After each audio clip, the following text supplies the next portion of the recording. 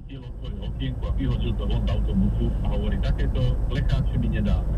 A môj brat sa otočil, že ide ich teda zobrať a ja mu hovorím, stoj, ja som mu ich dal. Sme si už lístok zaplatili a ideme si sadnúť ďalej. Padli sme si rovno za vodiča, celý autobus len pozerá. Vodič sa nezmohol ani na vieš, kto si neváži málo, nemá nárok mať veľa. A môj brat sedí. A prečo potom tento Ujo šoferuje taký veľký autobus? No ale Michal pravdu, vždy boli nervy pri vodičoch auta. V dnešnej dotrojke nás zaujímajú práve tie situácie, do ktorých ste sa dostali. Len drobné mince, čo váš zážitok s rodnými 0905 612 612. Teraz sa to bude za tento pozerá. Úrokom naozaj pre každého vám prináša Primabanka. www.primabanka.sk. Poďme sa pozrieť na to, čo nás čaká dnes vonku. Asi chladnejšie, ako bolo včera.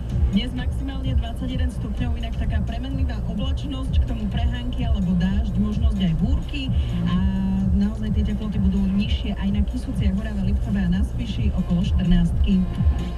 Počasie a hypotéku s férovým úrokom naozaj pre každého vám priniesla Primabanka. www.primabanka.sk. Vláda schválila jednoduchšiu komunikáciu so štátom. Ľahšie bude nielen podpisovanie elektronických podaní, ale aj online platby kartou v reálnom čase, centrálny register elektronických rozhodnutí či jednotné úradné doručovanie. Novela zákona o e-governmente funguje na princípe jedenkrát a dosť. Polícia údajne zastrašuje mladých ľudí po celom Slovensku. Vyhlásil to podpredseda SAS Ľubomír Galko po včerajšej akcii na jednej z bratislavských škôl, kde policajti hľadali drogy. Galko vidí súvislosť medzi školou a pochodom proti korupcii.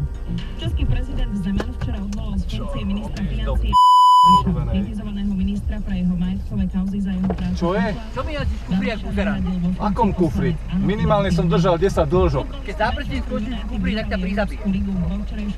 A prednosť v jazde vám nič nehovorí, že? V sezóne môže tešiť na účasť v skupinovej fáze Ligy majstrov. Buzeránsko.